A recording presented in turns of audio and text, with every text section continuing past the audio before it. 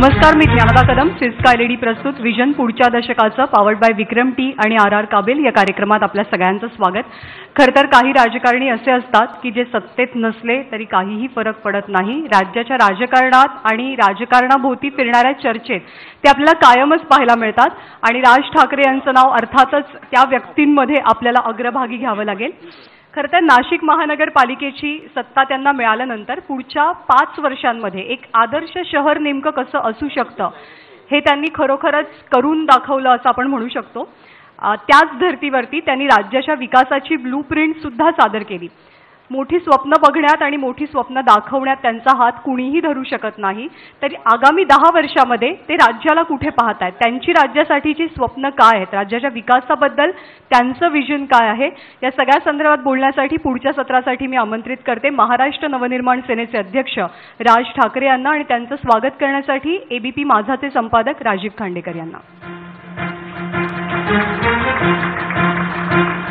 आणि विक्रम टीचे managing director Bhavesh Patel यांनाही मी मंचावर आमंत्रित करते.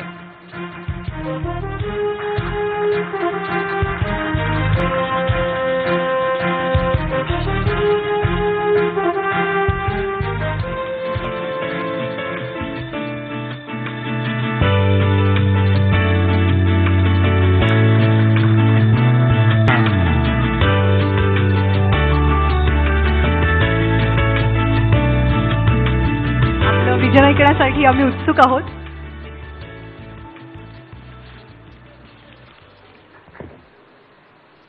नमस्कार.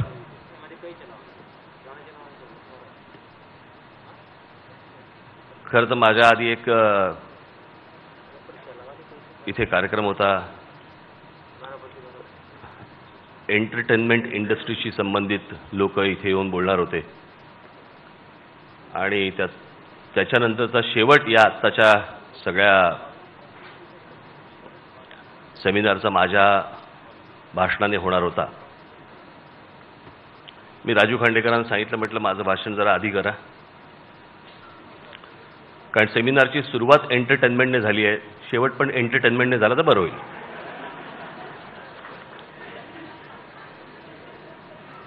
राजू खांडेकरांनी ऐकलं आणि मला भाषणाची संधी आत्ता मिळाली. सर्वप्रथम मी एबीपी माझा यांना 10 वर्ष पूर्ण झाली, त्याबद्दल मी त्यांचं मनपूर्वक अभिनंदन करतो.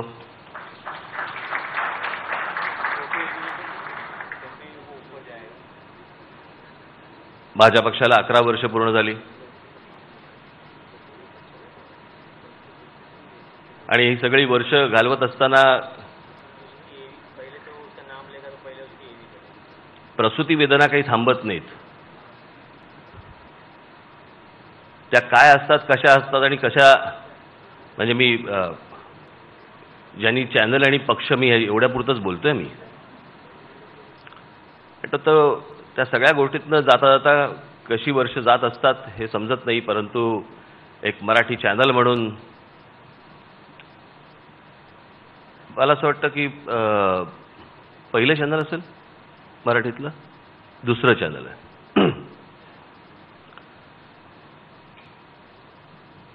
आणि इतकी वर्ष काम करून पुन्हा 1-2-1-2-1-2 क्रमांक चालू ठेवायची काही साधी सोपी गोष्ट नाही. खरं तर मी आजच्या कार्यक्रमाला हो का आणि कसं म्हटलं मला माहीत नाही, कारण मी बरेच दिवस काही भाषणं केली नाहीत, फारसं काही बोललो नाही, कारण काही वेळेला कमी बोलावं, जरा जास्ती बघावं, आजूबाजूला काय घडतंय काय होतंय हे पण गरजेचं असतं.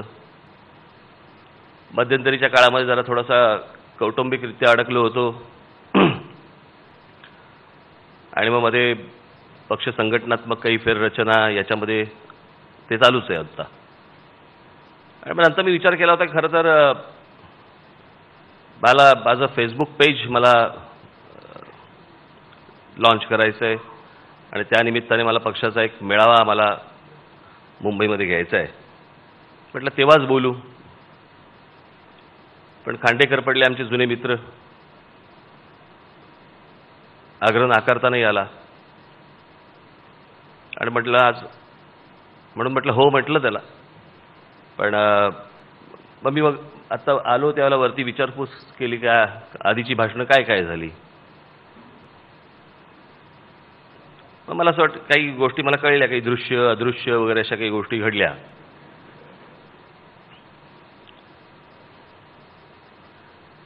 ते म्हटलं कोण कोण काय काय पॉईंट्स बोलले ते मला सांगा. मग मला आमचा तो गणेश ठाकूरने आमच्या त्या सगळे कोणी कोणी काय काय काय काय काय काय बोलले ते सांगितलं. अगदीच पुचकवणं सगळं, हाताला काही लागतच नाही.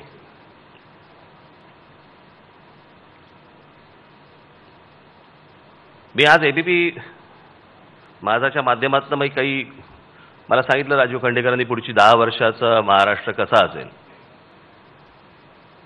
मला असं वाटतं आपण मागच्या वेळेला पण एक कार्यक्रम झाला होता त्याच्यामध्ये 10 वर्षाचा महाराष्ट्र कसा असेल, एक 2, 3, 4 वर्ष झाली असेल मला असं वाटतं हा कार्यक्रम अशा प्रकारचा झाला होता. आणि ज्यावेळेला तुम्ही देश आणि राज्य ज्या वेळेला विचार करतो आपण त्यावेळेला 10-10 वर्षाचा विचार करून राज्य आणि देश घडत नसतात. ते 100-100, 200-200 वर्षाचा विचार करून राज्य आणि देश घडत असतात. आणि पुढच्या 10 वर्षामध्ये महाराष्ट्राचा काय होणार हे सांगायला काही कुठच्या ज्योतिषाची आवश्यकता नाही. अनेक विषय महाराष्ट्रामध्ये आहेत, ते अनेक जण बोलत असतात, चॅनलवरती आपण पाहत असतो, वर्तमानपत्रामध्ये वाचत असतो.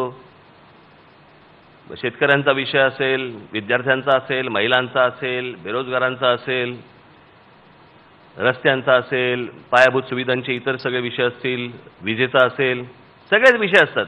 मला असं वाटतं मला जेव्हापासून राजकारणामध्ये थोडंसं समजायला लागलं, आता त्याला बरीच वर्ष झाली, तेव्हापासून मी हेच विषय ऐकतोय.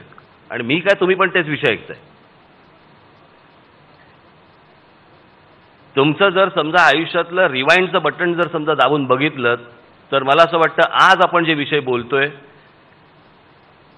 हे गेल्या 30 वर्ष 40 वर्ष आपण तेच विषय बोलतोय. आपण त्याच विषयांवरती बोलतो की पाण्याचा प्रश्न कधी सुटणार, बेरोजगारीचा कधी सुटणार, नोकरीचा कधी सुटणार, महिलांवरचे अत्याचार कधी थांबणार, शेतकऱ्यांची कर्ज कधी माफ होणार, शेतकऱ्यांचे प्रश्न कधी सुटणार.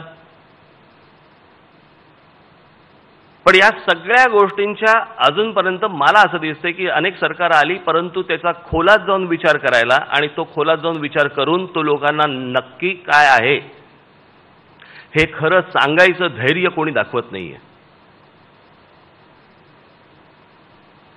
आज आपण अनेक ठिकाणी बघतो, मी एक उदाहरण म्हणून सांगतो. केंद्र सरकारच्या जाहिराती चालू आहेत, रस्त्यावरती शौचालयास बसू नका, शौचालय बांधली पाहिजेत, शौचालयात गेलं पाहिजे. हो, प्रत्येकाला वाटतं. या देशातल्या काही जगातल्या प्रत्येक व्यक्तीला असं वाटतं की उघड्यावरती बसू नये. आपली इज्जत आणि आबरू आपण रस्त्यावरती घेऊन का बसावं, प्रत्येकाला वाटतं. आणि त्याच्यावरती एवढ्या सगळ्या त्या जाहिराती टेलिव्हिजनवरती चालू आहे, त्याच्यावरती मग चित्रपटांना स्पॉन्सरशिप मिळतात आणि मग त्याच्यावरती वर्तमानपत्रांमध्ये जाहिराती येतात, सगळ्या गोष्टी सुरू आहेत. त्याच्यावर किती खर्च चालू आहे तो बाजूलाच, त्याच्याबद्दल कोण बोलतच नाहीये. कशी शौचालय बांधणारात, जिथे पिण्याचं पाणी मिळत नाही, जिथे शेतीसाठी पाणी मिळत नाही, जिथे पाण्याचं एवढं दुर्भिक्ष ज्या महाराष्ट्रामध्ये या देशामध्ये आहे तिथे तुम्ही सांगताय शौचालय बांधा. जिकडे एक बल्ब लावायला वीज मिळत नाही, जिकडे ते शौचालय साफ ठेवण्यासाठी म्हणून तुम्हाला तिकडे पाणी मिळत नाही, तिथे तुम्ही या देशभरामध्ये सांगताय शौचालय बांधा. कोणी खोलात जायला तयार नाही, कोणी स्पष्ट बोलायला तयार नाही. सगळ्या गोष्टी हवेत सुरू आहेत, हवेत.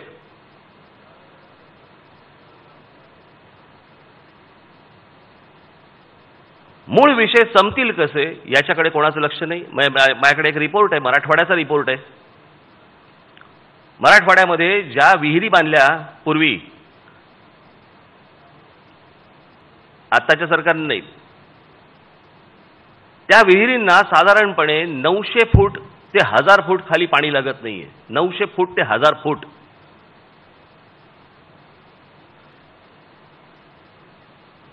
मला असं वाटतं नॅशनल जिओग्राफिकचा सर्वेप्रमाणे बघायला गेलं तर त्यांचं असं म्हणणं आहे की आत्ताची परिस्थिती मराठवाड्यातली ही जर अशीच राहिली तर पुढच्या साधारणपणे 15 ते 20 वर्षात मराठवाड्याचा वाळवंट होईल. आणि जर का मराठवाड्याचा वाळवंट झाला तर तो जर परत तसाच पूर्वीसारखा जर करायचा आपण ठरवला वाळवंट झाल्यानंतर तर त्याला साधारणपणे 150 ते 200 वर्ष लागतील. आज जर समजा मराठवाड्यातली जर पाण्याची परिस्थिती ही असेल तर तिथे तुम्ही सांगताय की तिथे शौचालय बांधली गेली पाहिजेत.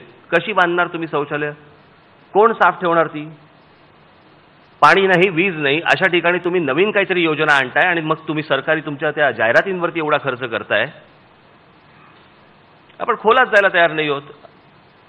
आपण एकमेकांशी खोटं बोलतोय आणि जगतोय.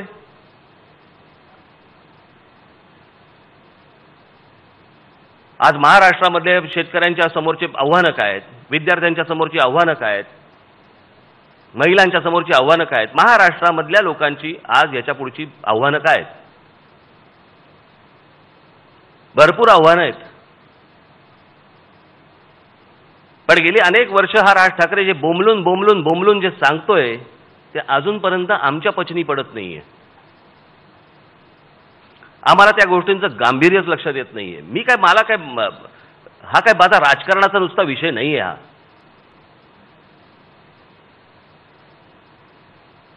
पण आज ज्या प्रकारे फक्त महाराष्ट्रावरती खास करून महाराष्ट्रावरती ज्या प्रकारचं आक्रमण जे बाहेरून येतंय होतंय ते आपण जर आवरू शकलो नाही, मला असं वाटतं आपण पुढच्या 10 वर्षाचा कशाला आपण कसलाच विचार करता कामा नये.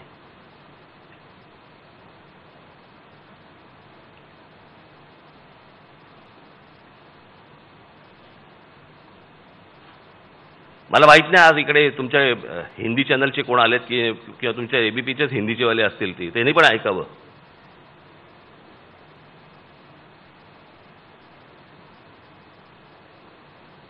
ही हिंदीची जी काही जबरदस्ती सगळ्या ठिकाणी चालू आहे, सगळ्या राज्यांमध्ये कशासाठी चालू आहे? कोणासाठी चालू आहे?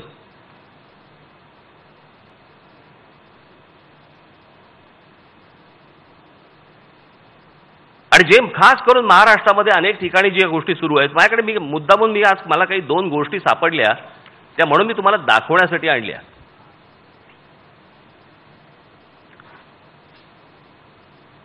आज एबीपीच्या माध्यमातून आज जर महाराष्ट्रातल्या तमाम मराठी लोकांना जर समजा ही गोष्ट समजली तर मला असं वाटतं त्याचा मला जास्ती आनंद होईल. आणि त्याचा माझ्याकडे प्रूफ आहे. मी विनाकारण ही गोष्ट बोलत नाहीये. आणि तुम्हाला सर्वांना समजणं गरजेचं आहे. मी वाचून दाखवतो आपल्याला. स्पीड पोस्ट द्वारा सूचना अधिकार का मामला, भारत सरकार, गृह मंत्रालय, राजभाषा विभाग, काय लोकनायक भवन, खान मार्केट, नई दिल्ली, दिनांक काय जो असेल तो. विषय सूचना अधिकार अधिनियम 2005 के तहत श्री सलील कुलकर्णी द्वारा मांगी गई सूचना. महोदय, उपयुक्त विषय पर आपने दिनांक काय 2/9/2009 के पत्र का संदर्भ ले जो कि दिनांक 23 परत कहते तारीख 2009 को प्राप्त हुआ. पत्र में भारत की राष्ट्रभाषा के संबंध में सूचना मांगी गई है. ऐका मी काय बोलतोय. पत्र में भारत की राष्ट्रभाषा के संबंध में सूचना मांगी गई है. पत्र में बिंदु कायत्री 1 और 5 तक में मांगी गई सूचना के संबंध में मैं यह कहना है कि हिंदी को राष्ट्रभाषा घोषित करने के संबंध में भारत के संविधान में कोई प्रावधान नहीं है. हिंदी ही भारताची राष्ट्रभाषा नाही. राष्ट्रभाषेचा निर्णय भारतात झालेला नाही.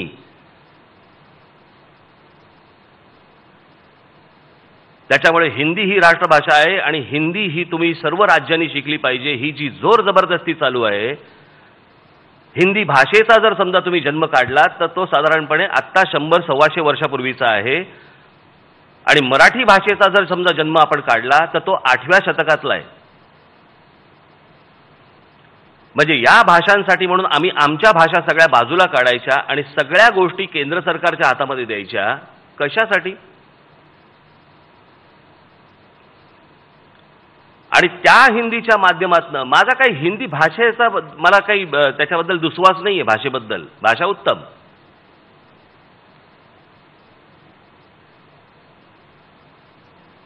भाषेचा दुस्वास करणं इतपत मी मूर्ख नाहीये. कुठचीही भाषा ज्यावेळेला निर्माण होते त्यावेळेला ती अप्रतिमच असते. माझ्या वडिलांकडे मोहम्मद रफी यांनी 14 गाणी गायलीत मराठीमध्ये. आणि माझ्या वडिलांना हिंदी तर उत्तम यायचंच व्याकरणासकट. क्या है रे तिकडे चलो पलीकडे या लेवलचं हिंदी नव्हतं. व्याकरणासकट उत्तम हिंदी यायचं आणि त्यांना उत्तम उर्दू यायचं. त्यांना उत्तम उर्दू लिहिता वाचता आणि बोलता यायचं. जसं आपण मराठी लिहितो तसं ते उर्दू पण लिहू शकायचे. त्याच्यामुळे भाषेचा दुस्वास करणं हा माझा भाग नाहीये. परंतु आमची भाषा सोडून आम्ही परकी भाषा का म्हणून अंगावरती घ्यायची. आणि या भाषेच्या माध्यमातून जी लोक आज महाराष्ट्रामध्ये येत आहेत त्यातनं महाराष्ट्रातले जी मराठी मुलं आणि मराठी मुली आहेत ह्यांचं भवितव्य पुढच्या 10 कशाला पुढच्या काही वर्षात ठरणार आहे का.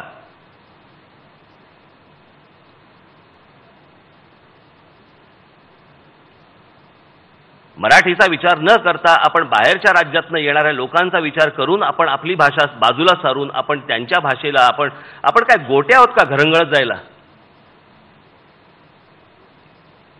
ज्या ज्या राज्यांनी आपल्या भाषेचं तत्व ज्याला जोपासलं भाषा टिकवल्या त्यांची माणसं टिकवली. आपण म्हणतो आपण मराठी आहोत. मराठी म्हणजे काय आहोत. आपण मराठी भाषा बोलणारी लोक आहोत म्हणून मराठी आहोत ना. आमच्या कवींना आमच्या साहित्यिकांना दुसऱ्या भाषा येत नव्हत्या म्हणून मराठी लिहिलं नाही त्यांनी. त्यांना उत्तम इंग्रजी यायचं इतर भाषाही यायच्या. परंतु मराठी साहित्य हे वाढलं पाहिजे. मराठी भाषा ही वाढली पाहिजे समृद्ध झाली पाहिजे याच्यासाठी आमच्या कवींनी आणि लेखकांनी केलेले प्रयत्न हे व्यर्थ ठरवायचे. आणि त्या भाषेच्या माध्यमातून येणारी जी सगळी माणसं आहेत आज आपल्या शहरांमध्ये येणारी माणसं आहेत त्याच्यानंतर आपण म्हणायचं की आमच्या महाराष्ट्राचं भवितव्य काय. आमच्या मुलांचं आमच्या मुलींचं भवितव्य काय राहील कुठे आणि उरेल कुठलं भवितव्य. म्हणजे आमचा विचार न करता इतरांचा विचार करणारा हा कालचा आज काय तारीख आहे आज 22 तारीख आहे. हा 21 कालचा 21 तारखेचा गव्हर्नमेंटचा GR आहे. हा गव्हर्नमेंटचा GR मी तुम्हाला वाचून दाखवतो तुमचे उघडले तर डोळे. महाराष्ट्र शासन सामान्य प्रशासन विभाग शासन निर्णय क्रमांक वगैरे वगैरे वगैरे वाचा. माहिती व जनसंपर्क महासंचालनालय यांचे पत्र प्रस्तावना शासनाने घेतलेले निर्णय राबविण्यात येणाऱ्या विकास योजना या योजनांचा झालेला लाभ इत्यादी बाबतीत माहिती हिंदी व गुजराती भाषिक नागरिकांना होण्यासाठी हिंदी व गुजराती लोकराज्य मासिक सुरू करण्याची बाब शासनाच्या विचाराधीन आहे. घ्या. लोकराज्य नावाचं जे राज्य सरकारचं जे मासिक येतं ते मासिक आता हिंदी भाषेत आणि गुजराती भाषेमध्ये काढायचं सरकारने ठरवलंय. का तर त्यांना समजावं म्हणून. लोकसंख्या किती त्यांची महाराष्ट्राची लोकसंख्या किती 11.5 कोटी. 11.5 कोटीमध्ये मराठी माणसं किती आहेत साधारणपणे 9.5 कोटी. 9.5 कोटी लोकांचा विचार न करता आलेल्या बाहेरच्या लोकांसाठी राज्य सरकार लोकराज्य नावाचं त्यांचं मासिक हे हिंदी आणि गुजरातीमध्ये आणतंय.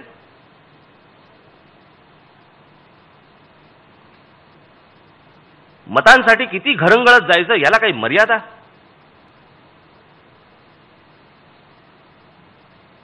आणि या सगळ्या माध्यमातून येणारा रोजगार येणारी संधी ही जर समजा इतरांना मिळणार असेल. आज तुमचे टॅक्सी परवाने आणि तुमच्या रिक्षा परवान्यांना तुम्ही काढून टाकलं की तुम्हाला मराठी भाषा आलीच पाहिजे वगैरे असं काही कंपल्सरी नाही.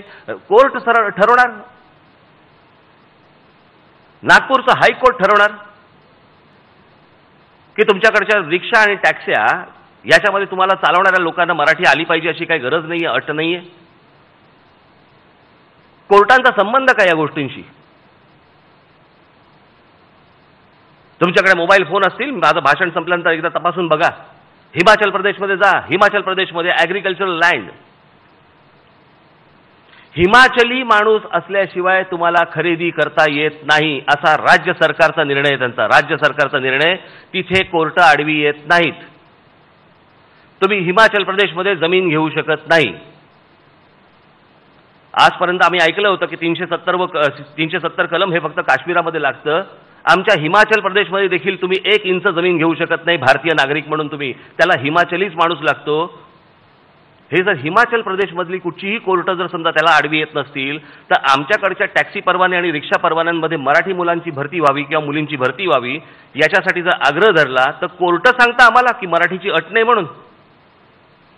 आणि त्याच्यावरती आमच्याकडे काहीही वाटत नाही. आम्हाला काही त्याची शरम पण वाटत नाही. भाषा म्हणून संपून टाकायची आणि दुसऱ्या भाषेच्या नावावरती ज्यावेळेला इतर लोक ज्यावेळेला आपल्याकडे येतात, मी सतत सांगत आलो की ही नुसती येत नाहीयेत माणसं.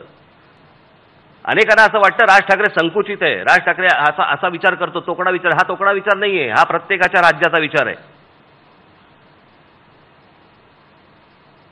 आज माझ्या महाराष्ट्रामधल्या मराठी मुलांचा आणि मुलींचा हा विचार आहे, भवितव्याचा विचार आहे, त्यांच्या येणाऱ्या पुढच्या पिढ्यांचा विचार आहे. त्यांना या महाराष्ट्रामध्ये तुम्हाला नोकऱ्या देता येणार नाही, तुम्हाला तिकडे काही करता येणार नाही. आज महाराष्ट्रातली मुलं डॉक्टर व्हायचे, पूर्वी सोपं होतं. 12वी झालं, सायन्स झालं, त्याच्यानंतर तुम्ही जाऊ शकता तिथे मेडिकलला तेवढे पर्सेंटेज मिळाल्यानंतर. आता वेगवेगळ्या परीक्षा सगळ्या घुसवायच्या. म्हणजे महाराष्ट्राने उभ्या केलेल्या पायाभूत सुविधा ही बाकीची राज्य वापरणार. मग मी तुम्हाला एक साधी गोष्ट सांगतो. त्याशी माझ्याशी कोणतरी एक जण असाच आपलेच असतात, मराठीच असतात, बेकार हुज्जत घालणारे या विषयावरती. मी म्हटलं ज्या लोकांनी, ज्या महाराष्ट्रातल्या आमच्या लोकांनी देशाचा विचार करून विषय मांडले, विचार केला, देशाचा विचार केला, मग ते आमचे छत्रपती शिवाजी महाराज असतील, लोकमान्य टिळक असतील, आमचे सावरकर असतील, इतर अनेक लोक आहेत, महात्मा ज्योतिबा फुले असतील. एका तरी राज्यातल्या शिक्षण व्यवस्थेमध्ये आमच्या ह्या लोकांबद्दल एक तरी धडा आहे का हो? कुठच्या तरी राज्यामध्ये लोकमान्य टिळक किंवा शिवाजी महाराज किंवा याच्याबद्दल कुठच्या तरी राज्यामध्ये शिकवलं जातं का? प्रत्येक वेळेला महाराष्ट्राला उपदेश करायचा की देशाचा विचार केला पाहिजे, पण कोणत्याही राज्याला सल्ला दिला जात नाही की तुम्ही महाराष्ट्राचा विचार केला पाहिजे.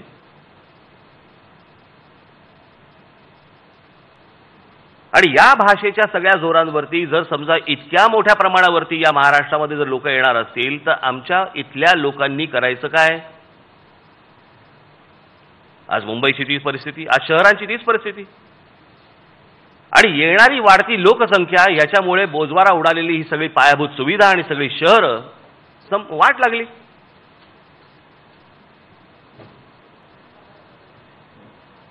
मुंबई खराब व्हायला तर काही वर्ष गेली, पण आमचं पुणा, ठाणा ही सगळी शहरं खराब व्हायला वेळ पण नाही लागला. अशीच संपली, अशीच गेली. कुठपर्यंत पसरले पुणे कळतच नाही.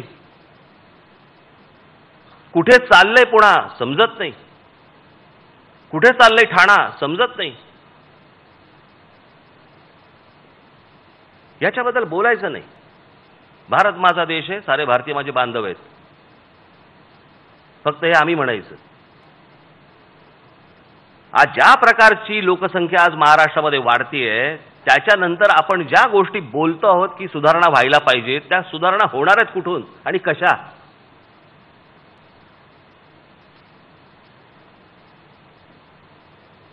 इतरांनी केलेल्या गोष्टी चालतात. अल्पसंख्याक नावाच्या एका गोष्टीवरती, अल्पसंख्याक नावाच्या वरती तुम्हाला तिकडे शाळा काढायला परवानग्या मिळतात.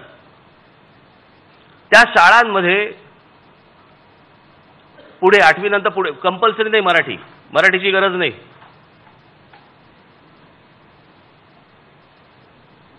हा काही जातीभेद, धर्मभेद अशातला भाग नाही, पण तुम्ही काय करून ठेवताय ते पण समजत नाही. आज मराठी माध्यमांच्या ज्या शाळा आहेत, या मराठी माध्यमांच्या शाळांमध्ये मला काही शाळा मला माहिती आहेत, बालमन विद्या मंदिर सारखी असेल, राजा शिवाजी महाविद्यालयासारखी असतील. तुम्ही नियम घालून दिलेल्या 1 किलोमीटरच्या परिसरामधली लोक तुम्हाला पाहिजेत, हा सरकारने घातलेला नियम. त्याच्या बाहेरची लोक येतात, त्यातले बरेचसे हे मुस्लिम धर्मीय आहेत. आणि मुसलमान ते आई वडील त्यांच्या मुलांना तिथे ऍडमिशनसाठी येतात. कारण का तर ह्या मराठी शाळांनी कंपल्सरी या मुलांना अल्पसंख्य या नावाखाली, मायनॉरिटी या नावाखाली ऍडमिशन दिल्या पाहिजेत. त्याच्यामध्ये या शाळांमध्ये सुरुवातीला सकाळी ज्यावेळेला शाळा सुरू होते, मी त्या शाळेतला आहे, मला माहिती आहे, सकाळी तिथे शाळा सुरू होते त्यावेळेला सरस्वती वंदना होते.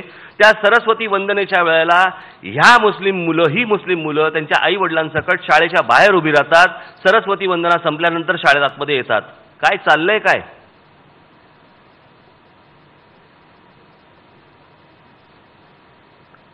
सरकार म्हणून कोणाची हिंमत होत नाही की तुम्हाला जर ऍडमिशन पाहिजे असेल तर तुम्हाला बसायला लागेल म्हणून. पण इतक्या वर्षांच्या परंपरा सगळ्या सोडून द्यायच्या, तोडून द्यायच्या, फक्त आम्ही सोडायच्या, आम्ही तोडायच्या, बाकीच्यांनी जपायच्या. अल्पसंख्य नावाखाली ज्या काही शाळा आल्या इतर भाषांच्या, त्याच्यामध्ये एक तर त्यांच्या भाषेतले लोकच नाही आहेत, पण त्यांना अल्पसंख्या नावाखाली शाळा मिळतात. हे शाळांचं धोरण हे तुमच्या राज्यात, महाराष्ट्र राज्यात, बाकीच्या राज्यांमध्ये जाऊन बघा जरा. मी हा विषय तुम्हाला सांगण्याचा, मांडण्याचा उद्देश फक्त एवढाच आहे का आज इथे मुख्यमंत्री आले काय आणि अजून कोणी लोक आले काय आणि त्यांनी तुम्हाला सांगितलं की महाराष्ट्रामध्ये हे होणार आहे आणि ते होणार आहे. ते होणार आहे कसं होणार आहे?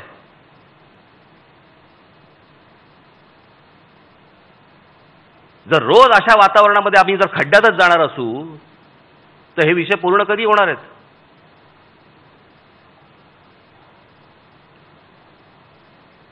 शेतकऱ्यांच्या कर्जमाफीचा विषय किती वेळा कर्जमाफी, म्हणजे हा सगळा विषय एकदा तुम्ही संपवला पाहिजे. शेतकऱ्यांचे जे प्रश्न आहेत तुम्ही एकदा एकत्र या आणि एकत्र सोडवा तो विषय. काय म्हणणं आहे त्यांचं, काय हवंय त्यांना?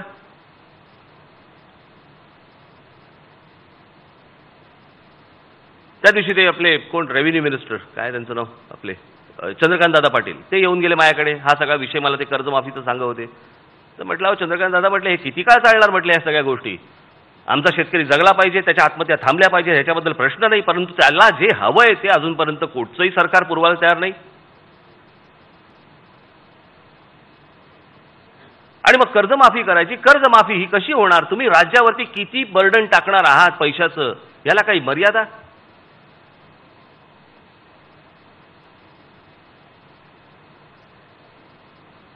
कोणत्याही गोष्टी हातामध्ये नसताना फक्त घोषणा करायच्या, फक्त तुम्ही नवीन नवीन योजनांच्या, ज्या पूर्ण होऊ शकत नाहीत, आणि त्याच्यानंतर आम्ही चर्चा करत बसायची की पुढच्या 10 वर्षातला महाराष्ट्र कसा असेल आणि पुढच्या 50 वर्षातला महाराष्ट्र कसा असेल.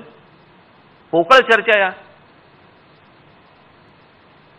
याचं कारण मी ज्यावेळेला सुरुवात केली माझ्या बोलण्याला तेच मी बोलतोय, कारण सत्य परिस्थिती कोणी सांगायला तयार नाही, खरी परिस्थिती कोणी मांडायला तयार नाही.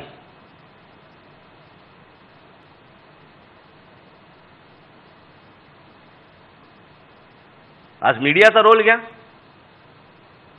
तो काय फक्त राज्यातला नाही, देशभरातला मीडियाचा रोल घ्या. आज वर्तमानपत्रांचा रोल घ्या, आज तुमच्या चॅनलचा रोल घ्या. काय रोल आहे? चिडी चूप. 3 वर्षापूर्वी ज्या प्रकारच्या बातम्या यायच्या किंवा ज्या प्रकारचं इन्व्हेस्टिगेशन जर्नलिझम जे चालू होतं, खोदून खोदून काढण्याचं, आता का बंद झालं?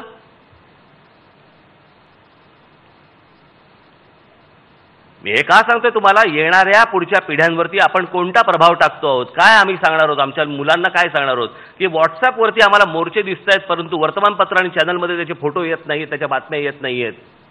आम्ही काय सांगायचं? नाही बाळा, काय नाही, मालक विकले गेले, केंद्र सरकारला मालक विकले गेले, त्याच्यामुळे तुला आता बातम्या ह्याच्या पुढे ऐकायला मिळणार. ह्या सगळ्या तुला अगदी छाटून छाटून बातम्या तुझ्या पुढे याच्या पुढे येतील. या जीएसटी नंतर गुजरातमध्ये जे मोर्चे निघाले, सुरतमध्ये जे मोर्चे निघाले, व्हॉट्सअपवरती तुमच्याकडे मोर्चांचे फोटो येत आहेत, त्याच्यावरती तुमच्या क्लिप्स येत आहेत, परंतु चॅनलवरती कोणी क्लिप दाखवायला तयार नाही. वर्तमानपत्रामध्ये त्या कोण पटेल होता तो तिथला मोर्चा काढणार, तो हार्दिक पटेलच्या मोर्चे, त्याची भाषणं, ते चालू होतं ना वर्तमानपत्र, इथे वर्तमानपत्र चॅनलवरती. मग अचानक का थांबलं हे सगळं? गुजरातमध्ये होणाऱ्या गोष्टी, तिथे होणारा उद्रेक, तिथे निघणारे मोर्चे हे भारतातल्या कोणत्याही चॅनलवरती दाखवले जात नाही, कोणत्याही वर्तमानपत्रामध्ये त्याचे फोटो येत नाहीत. ही कोणती आणीबाणी? आणि त्या आणीबाणीच्या विरोधात कोणी बोलायला तयार नाही, कोणी काही सांगायला तयार नाही. माझा काय सरकार हा विषय नाहीये. सरकारने चांगल्या गोष्टी केल्या, सरकारने वाईट गोष्टी केल्या. चांगल्या गोष्टी केल्या तर कौतुक करा, मीही करीन. वाईट गोष्टी केल्या तर ठोका. पण आपण पायंडे कोणते पाडतो आहोत आणि भविष्यात येणाऱ्या आपण आमच्या पिढ्यांना आम्ही कोणता आदर्श आम्ही निर्माण करत आहोत, काय सांगणार आहोत आम्ही त्यांना? आदर्श बघायचा असेल आज अमेरिकेत बघा, तुम्ही CNN बघा, न्यूयॉर्क टाइम्स बघा. जरी ट्रम्प तिथे निवडून आले त्यांच्या विरोधात एक भूमिका घेऊन उभे आहेत. व्हाईट हाऊसमध्ये त्यांना बंदी केलेली आहे CNNला. काही फरक पडत नाही आम्हाला. CNN वाले म्हणाले आम्हाला काही फरक पडत नाहीये. चांगल्याला चांगलं म्हणणं, वाईटाला वाईट म्हणणं.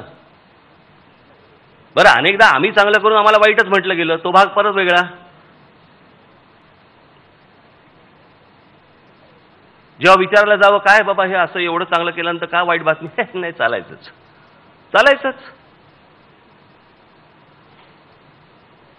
हे सगळं सोडून देणं, आपण या गोष्टी न बघणं, त्याच्या खोलात न जाणं, आणि त्याच्यानंतर आपण म्हणतोय की भविष्यातला महाराष्ट्र कसा असेल, असा असेल दिन दुबळा, आकार ना उकार ना. येणाऱ्या भविष्यातल्या पिढ्यांना काही माहिती कुठच्या रस्त्यावरनं जायचंय काय माहित नाही. केंद्र सरकार, राज्य सरकार, आधी जे लोक करत होते काँग्रेस सरकार, हे त्याच्या पुढेच चालू आहेत. ते थापा मारायचे, हे म्हणतात आम्ही दुप्पट थापा मारणार.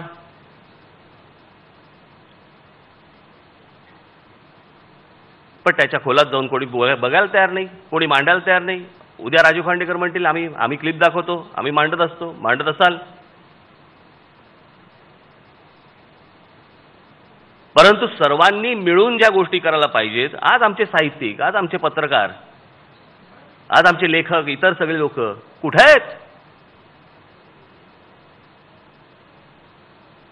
मी लहान होतो परंतु जाण होती. त्या आडीमाडीच्या वेळेला कसे सगळे उठले होते हे आम्हाला मान्य नाही. या गोष्टी आम्हाला मान्य नाहीत. हे सांगणारे लेखक होते, पत्रकार होते, संपादक होते.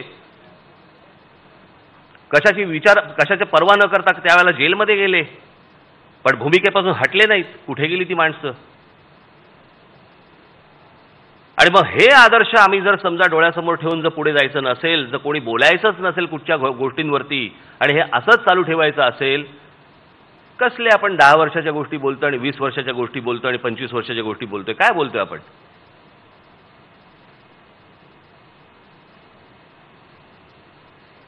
विषय फक्त नुसते सेमिनार पुरता आणि फक्त कोणीतरी येऊन फक्त बोलून जाण्यापुरता जर मर्यादित असतील, काही हरकत नाही, बोला.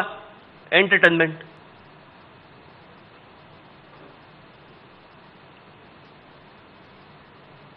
मी ज्या वेळेला आता माझ्या पक्ष संघटनेचा मेळावा घेणार आहे त्यावेळेला मी बऱ्याच गोष्टी सविस्तर बोलणार आहे त्याच्यावरती.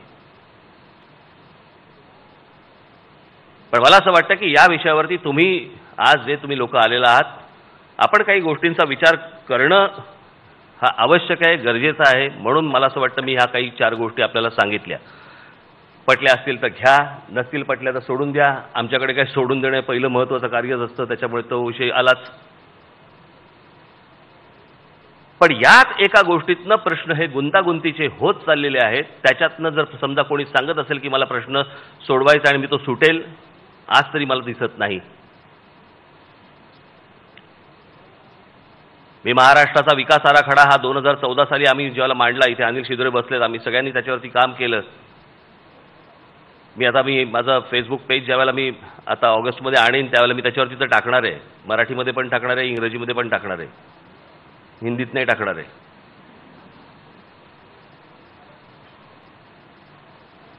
आणि त्यावेळेला त्याच्यात तुम्हाला दिसेल की आम्ही सगळ्या गोष्टींचा कसा पूर्ण विचार करून तो विकास आराखडा मांडलेला आहे. त्याच्यामध्ये मला असं वाटतं आपल्याला या सगळ्या विषयांवरती खूप विषय आहेत या देशामध्ये. आपल्याकडे विषयांची देशामध्ये कमतरताच नसते. आपल्याकडे विषय निर्माण होतात पण संपत नसतात. त्याच्यामुळे खूप विषय वर्षानुवर्ष आपल्याकडे प्रलंबित आहेत. ते कमी होत, ते सुटोत, अशी फक्त पुढच्या 10 वर्षामध्ये मी आशा बाळगतो आणि आपणा सर्वांची मी रजा घेतो. धन्यवाद.